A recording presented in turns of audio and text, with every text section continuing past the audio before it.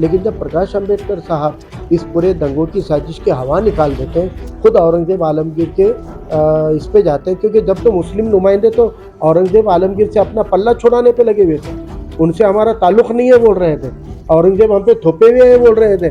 ऐसे वक्त में अली जनाब प्रकाश अम्बेडकर साहब ने ताकत से कदम उठाए, ताकत से सवाल उठाया। फिर बात इमाम की आती है, आप कहते हैं कि वही आप बात इमाम की करते हैं। इमाम बीजेपी को हराना चाह रही है। हराना ही चाह रहे हैं ना इमाम? नहीं, मैं लोगों में सुना कि भाई उन्होंने कर्नाटक में नहीं लड़ने से बीजेपी हारी। अगर एमआईएम अब बीजेपी को हराना चाहती है तो एमआईएम के अली जनाब असदुद्दीन ओवैसी साहब ने, हम उनका बड़ा एतमाद करते, बहुत उनका एहतराम करते हैं, तो और एतमाद भी है उन पर, लेकिन उन्होंने अगर अपने बड़े भाई को एक प्रपोजल भेज दिया तो मुझे यकीन है बाला साहब इसके बारे में संजीदगी से सोचेंगे। अच्छा, लेकिन साहब एक बात है, बारिश में कहीं पर कोई पौधा उग जाना ये कुदरती इत्तेफाक है, लेकिन कहीं पर हमने सींच कर कोई फसल को उगाना ये मेहनत का काम आता है। तो फिर मैं तो कहा कि उनका प्रपोजल आता है तो अली जनाब प्रकाश अम्बेडकर साहब संजीदगी के साथ उस पर फैसला करेंगे। इस बात के लिए मैं मुतमईन हूँ, मुझे यकीन है कि साहब करेंगे।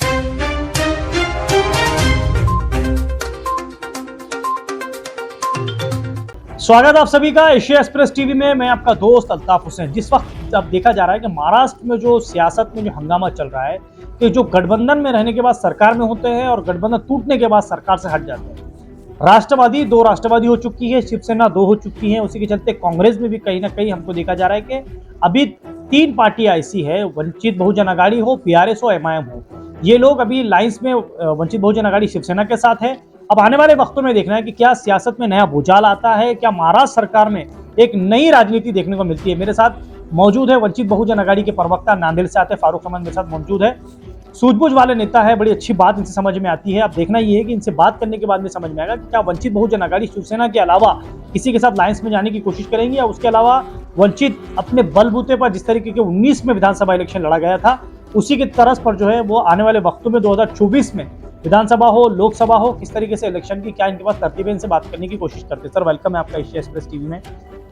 जो महाराष्ट्र सरकार के अंदर जो गड़बड़ चल रही है, राष्ट्रवादी भी 2 हो चुकी है, शिवसेना 2 हो गई है, अब कांग्रेस सिंगल बची है। गठबंधन में देखा जा रहा है कि ये 3 एक साथ गठबंधन हो चुके हैं, वो 3 अलग गठबंधन है, उसके साथ में आप है शिवसेना के साथ। तो आप क्या शिवसेना के साथ में ही गठबंधन में रहेंगे या फिर जैसे 3 टुकड़े हो चुके हैं, आप क्या कहेंगे इस बारे में? पहले तो औरंगाबाद अपडेट के भी 2 टुकड़े हो चुके हैं और अल्ताफ हुसैन का और एशिया एक्सप्रेस का अलायंस हो चुका है। इस बात की मैं मुबारकबाद देता हूँ। इंशाल्लाह इसका फ़ायदा औरंगाबाद की आवाम को होगा, ऐसी उम्मीद करते हैं। जहाँ तक रही बात, जैसे मैंने बताया कि सियासी पार्टियों के अंदर कोई उसूल परस्ती नहीं रही, कोई प्रिंसिपल नहीं रहा, कोई मॉरलिटी नहीं रही, कोई नैतिकता नहीं रही। सत्ता ही इनके लिए सब कुछ है। अब तक उन्होंने समाजों का इस्तेमाल किया, अलग अलग कम्युनिटी को सत्ता के लिए इस्तेमाल किया, अब वो अलग अलग पार्टियों को इस्तेमाल कर रहे हैं। आपने बीजेपी के खिलाफ जिनको चुनकर दिया था वो चुनकर आने के बाद बीजेपी में जाते हैं। चुनकर आए वाले आमदारों को फोड़ने का काम होता है। जाने वाले आमदार भी उतने ही कसूरवार हैं जितना फोड़ने वाले हैं। और अब तो पूरी पार्टी ही हाईजैक करने का और पूरी पार्टी ही फोड़कर 2 टुकड़े करने का काम चल रहा है। ऐसे वक्त में उसूल परस्त सियासत की अहमियत आम आवाम को अभी बहुत अहम लगती है। अब आवाम की जिम्मेदारी बढ़ गई है। अब खाली सियासी पार्टियां या सेक्युलर और हिंदुत्व के नाम से चुनने की बजाय जिनके पास नैतिकता है, उसूल परस्ती है, ऐसे लोगों की क़यादतों को चुनकर देने की जिम्मेदारी आवाम पे आती है। इसलिए इस वक्त में एक बहुत ही ख़राब दौर से, एक बहुत ही बुरे दौर से सियासी एतबार से हम गुजर रहे हैं। ऐसे में आवाम की भी जिम्मेदारी बढ़ गई और आपके हमारे जैसे समाजी जो पावर सेंटर होते हैं, मीडिया रहो या पॉलिटिशियन हो, इनकी भी जिम्मेदारी बढ़ जाती है। अच्छा सर, उसके अलावा देखा कि विधानसभा में हमने देखा है कि अभी हाल ही में आपके सामने वीडियो आया होगा, अबू आज़म साहब को रीतीश राणे का जो बहस चली, जिसके और जैसे कि प्रकाश अम्बेडकर साहब के ऊपर भी सवाल उठे कि प्रकाश अम्बेडकर जैसा अबू आज़म ने कहा कि वो वहाँ पर गया, अब उनके बारे में आप क्या कहेंगे? औरंगज़ेब रहमतुल्लाह अलैह की मज़ार पर जाने को लेकर जो डिस्कस चली, जब स्टेटस रखने के ऊपर से जो बहस चली, नीतीश राणा ने खुले तौर पर दो एमएलए को जो है गद्दार कहा। इसमें क्या वंचित बहुजन अघाड़ी की प्रतिक्रिया रहेगी, क्या भूमिका रहेगी इस मामले को लेकर? देखिए, अबू आसिम आज़मी साहब को हम मिली क़यादत के नज़रिए से देखते आए हैं और हमारा समझ भी यही है कि वो मिली क़यादत के तौर पे काम करते भी रहे। लेकिन उन्होंने 2.5 साल की महाविकास आघाड़ी की सरकार में वो खुद शामिल थे उस वक्त में जब मुस्लिम आरक्षण के लिए वंचित बहुजन आघाड़ी रास्ते पे उतरी, तब अबू आसिम आज़मी हाउस में नहीं बोलेंगे। जब नबी करीम सल्लल्लाहु अलैहि वसल्लम के बेहुरमती के खिलाफ पैगंबर बिल को लेकर हम रास्ते पे उतरे, हेट स्पीच के खिलाफ बिल को लेकर हम रास्तों पे उतरे, तब सरकार में रह के भी अबू आसिम आज़मी साहब नहीं बोले। 2.5 साल होने के बाद में अब बीजेपी की सरकार में अबू आसिम आज़मी साहब ये सारी बातें, हेट स्पीच की बातें, मुस्लिम रिजर्वेशन की बातें लाते हैं। तो जो औरंगजेब के नाम से महाराष्ट्र की सियासत में मुसलमानों को दोहरी सिटीजनशिप थोपने की, औरंगिया की औलाद के जैसे अल्फाजों को इस्तेमाल करने की सियासत हो रही थी, कोल्हापुर जैसी जगह पे दंगे हुए हैं और महाराष्ट्र के कई ज़िलों में स्टेटस रखने को लेकर बेकसूर मुस्लिम नौजवानों को जेलों में डाला गया, तब अबू आसिम आज़मी की मुँह नहीं खुलता है। लेकिन जब प्रकाश अंबेडकर साहब इस पूरे दंगों की साजिश की हवा निकाल देते हैं, खुद औरंगजेब आलमगीर के इस पे जाते हैं, क्योंकि जब तो मुस्लिम नुमाइंदे तो औरंगजेब आलमगीर से अपना पल्ला छुड़ाने पे लगे हुए थे, उनसे हमारा ताल्लुक़ नहीं है बोल रहे थे, औरंगजेब हम पे थोपे हुए हैं बोल रहे थे। ऐसे वक्त में अली जनाब प्रकाश अंबेडकर साहब ने ताकत से कदम उठाए, ताकत से सवाल उठाया और जो भी बात रखी थी वो मजलूम तबकात के जज्बे को समझकर मजलूमों की लड़ाई के तौर पे लड़ी थी, क्योंकि वो खुद मजलूम तबकात की नुमाइंदगी करते हैं। इसलिए उनको मालूम है कि ऐसे गैर बराबरी के नज़रिए से क्या नुकसान उनकी पीढ़ियों ने उठाया, उनकी नुमाइंदगी जिनकी वो करते हैं उन्होंने उठाया, वो जानकर उन्होंने मुसलमानों के मजलूमियत के लिए आवाज़ बुलंद की। उस वक्त ये नुमाइंदे खामोश बैठे थे और जब उन्होंने आवाज़ उठाई तो ये हाउस में जो टाइप से बात की है, मेरा सवाल है अबू आसिम आज़मी साहब, किरीट सोमैया के वीडियो हाथ को लगे, आपका कोई वीडियो हाथ में लगा क्या? आपकी कोई फाइल वाइल ईडी की तरफ गई क्या? फिर आपने लूज बॉल क्यों डाले? आपने बीजेपी को loose ball, full toss ball क्यों डाले, जिस पर बीजेपी ने चौके छक्के लगाए? नफरत के सौदागरों को गद्दार बोलने का मौका आप देते हो। किराड़पुरा के मामले में वंदे मातरम की तारीख निकालने की जरूरत ही नहीं थी। आपने वापस वो वंदे मातरम का दबावा बुझावा राग उन्होंने गड़े मुर्दे उखाड़ने का काम कर लिए। तो आपने ये सारी जो चीज़ें की है, ये आवाम बहुत अभी जागरूक है, मुसलमान बहुत अलर्ट है, हर चीज़ पे नज़र रखें। मिली क़यादतों ने अपनी ज़िम्मेदारी से रहना चाहिए। ऐसी गैर जिम्मेदारी की तवक्को मुसलमानों ने अबू आसिम आज़मी से की नहीं। सर, जैसे कि विधानसभा इलेक्शन में देखा गया था कि आप 32 से 33 जगह पर अच्छे वोटों के लगभग आप लोग जीत के करीब जाकर रुके। अब उस टाइम आप किसके साथ अलायंस में नहीं थे, फिर भी आप इतनी दूर तक गए। अभी आप राष्ट्रवादी के साथ और कांग्रेस के साथ अलायंस में नहीं है, शिवसेना के साथ जी, वो दोनों के साथ में नहीं है। लेकिन वो महाआघाड़ी सरकार जो चल रही है उसमें आपको अगर लेते हैं या आपके साथ में जो भी उनकी बात तय होती है, अगर जितनी सीटें आपको चाहिए, क्योंकि आपका पहले जो गठबंधन टूटा, जियो पार्टी के साथ आप गठबंधन थे, सीटों की वजह से नहीं जम पाया, फिर अभी भी अगर सीटों की वजह से नहीं जमा तो क्या आप शिवसेना के साथ भी छोड़ देंगे? देखिए अभी तो उनकी खुद की सीटों का बंटवारा नहीं हुआ है, लेकिन तब हमारे पास में उससे पहले के चुनावों का ऐसा कोई डाटा नहीं था।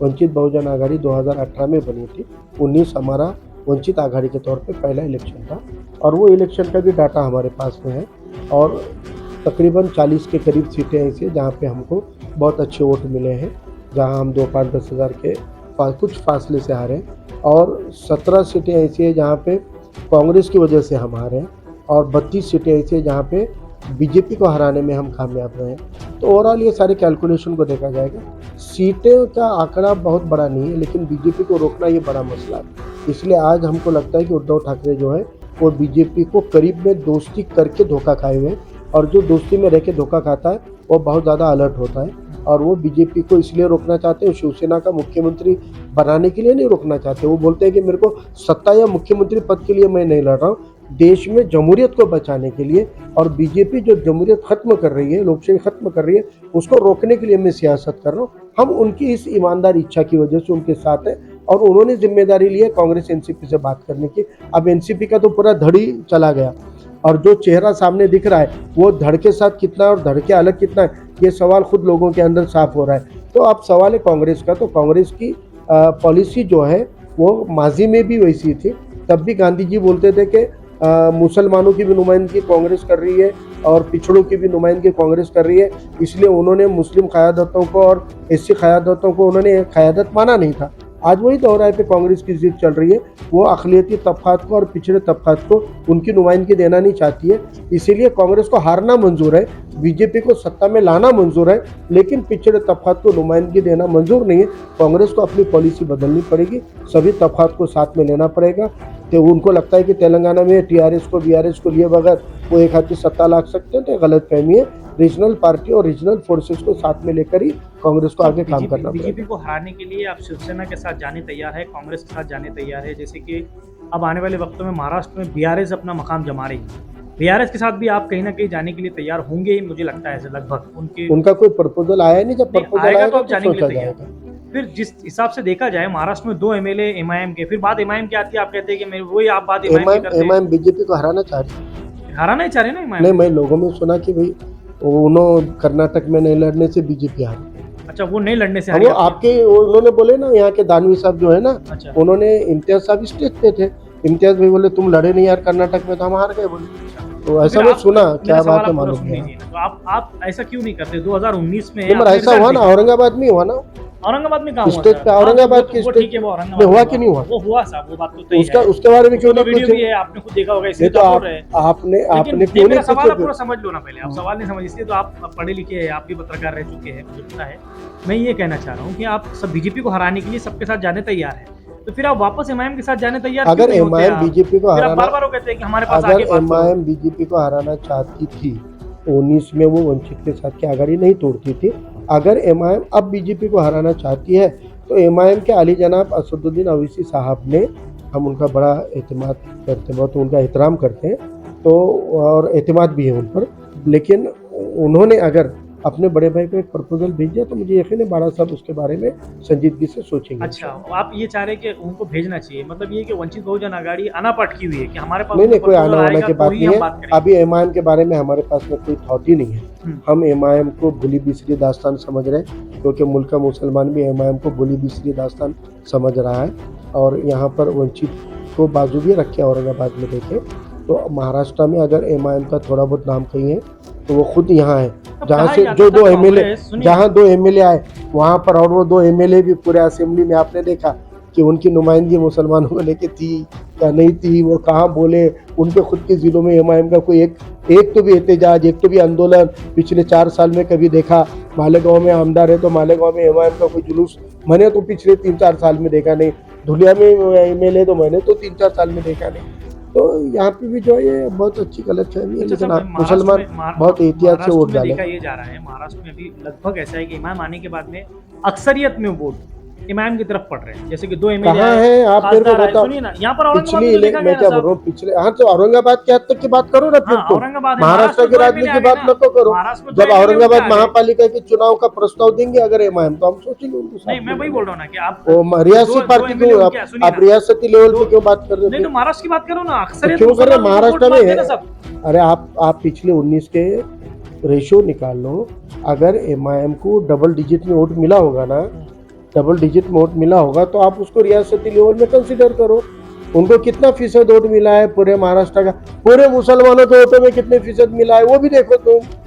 उनको मुसलमानों ने अपनी नुमाइंदा माना ही नहीं है। 40 जगह ऐसी है महाराष्ट्र में जहाँ मुसलमान 2, 4, 5 हज़ार वोटों से हारता है। ऐसी जगह जब अपोजिशन का बंटवारा हो गया तो इक्का दुक्का सीटें तो हर बार निकलती है। लेकिन साहब एक बात है, बारिश में कहीं पर कोई पौधा उग जाना ये कुदरती इत्तेफाक है, लेकिन कहीं पर हमने सींच कर कोई फसल को उगाना ये मेहनत का काम है। तो वो छतरियों की जैसी है बारिश के, जो कहीं पे भी उग जाती है, कोई उगाता नहीं उग जाती है, वैसे इक्का दुक्का छतरियाँ उग जाती है। लेकिन जहाँ उसकी फसल लेनी होती है वहाँ पर उसके कल्टीवेशन का साइंस होता है, वो तरीका होता है, और उसके लिए दिगर तबकात को साथ में लेना पड़ता है। जैसे वंचित बहुजन आघाड़ी पिछले 4 साल से मुसलसल आवाम में है, मुसलसल मुस्लिम दिगर तबकात के ओबीसी के इशू को लेकर लड़ रही है, और अल्हम्दुलिल्लाह आज सभी तबकात में हमारा एक बहुत अच्छा ऑर्गेनाइजेशनल स्ट्रक्चर बना है। आखिरी सवाल मेरा ऐसा है, फिर मैं वहीं पर लाकर आपको लेकर आता हूँ। हाँ तो आप वही तो है ना, फिर आप इसका एजेंडा चला रहे, आप आके वही टॉपिक पे लाते रहते, और आपके व्यूअर को लगता है कि हम आके आ रहे, हमको काम का नाम लेने। वंचित बहुजन आघाड़ी चाह रही है बीजेपी को हराना, आप चाह रहे हैं कि शिवसेना के साथ हम जाएंगे तो हरा लेंगे, कांग्रेस के साथ जाएंगे तो हरा लेंगे, राष्ट्रवादी का जो जिसका अब वो खुद दो हो चुके हैं, राष्ट्रवादी दो हो गई, शिवसेना दो हो गई, वो खुद ही उनकी पार्टियां संभालने में परेशान है और आपको लग रहा है कि उनके साथ जाके आप बीजेपी को रोक पाएंगे। मुझे लगता है कहीं ना कहीं अभी मुश्किल जाएगा आपको। जो पार्टियां अखंड है, जैसे बीआरएस है, एमआईएम है, उसके बीआरएस पार्टी है, एमआईएम पार्टी है, कांग्रेस है, बीआरएस का प्रपोजल आने तो अगर एमआईएम के साथ में कोई सा चांस है कि आपका गठबंधन, क्योंकि 2019 में रिजल्ट हाथ को लगा हमारे पास में एमआईएम को लेके कोई डिस्कशन नहीं है। नहीं, अगर आता लेकिन आता है तो फिर मैं तो कहा कि उनका प्रपोजल आता है तो आली जनाब प्रकाश अंबेडकर साहब संजीदगी के साथ उस पर फैसला करेंगे। इस बात के लिए मैं मुतमईन हूँ, मुझे यकीन है कि साहब करेंगे। अगर तो कहीं ना कहीं कुछ ना कुछ इसका रास्ता जिस दिन वो तय कर लेंगे बीजेपी को हराना, वो प्रपोजल देंगे, इंशाल्लाह हम उसके ऊपर बिल्कुल गौर करेंगे। जी, ये थे फारूक अहमद साहब। जैसे इन्होंने कहा कि वंचित बहुजन अघाड़ी आने वाले वक्तों में कांग्रेस हो, राष्ट्रवादी हो, इनके साथ में बात कर महाराष्ट्र की एक नई सियासत को तैयार करने की कोशिश करेंगे। उसके अलावा एमआईएम की तरफ जब इनसे बात करने की हम कोशिश करते हैं, कहीं ना कहीं इनका पड़ाव, इनका झुकाव अभी गठबंधन को लेकर तो नहीं नजर आया, लेकिन कह रहे हैं कि अगर असदुद्दीन ओवैसी बात करने की कोशिश करेंगे, जैसे बड़े भाई मानते हैं, ये छोटे भाई उनको मानते हैं, अगर बात होगी तो एमआईएम और वंचित दोनों कहीं ना कहीं फिर एक महाराष्ट्र में नई सियासत खड़े करेंगे, बीआरएस के साथ जाने के लिए तैयार है। अब आने वाले वक्तों में देखना है कि क्या महाराष्ट्र की सरकार या महाराष्ट्र में जो सियासत चल रही है इसके अंदर एक नया चेहरा सामने आएगा, वंचित हो, शिवसेना हो, राष्ट्रवादी हो, कांग्रेस हो। अब बीजेपी को तरफ देखते हो, जैसा फारूक अहमद साहब ने कहा कि बीजेपी को हराने के लिए किसी के भी साथ जाने के लिए तैयार है। अब दीगर पार्टियां क्या इनके साथ आकर बीजेपी को हराने के लिए तैयार होंगे या फिर वंचित बहुजन अघाड़ी फिर 2019 में जिस तरीके से अलग लड़ाई लड़ी थी इस बार भी वो लड़ेंगे, ये देखने वाली बात होगी। कैमरामैन जियाउल हक के साथ मैं अल्ताफ हुसैन, आप लोग देख रहे हैं एशिया एक्सप्रेस टीवी।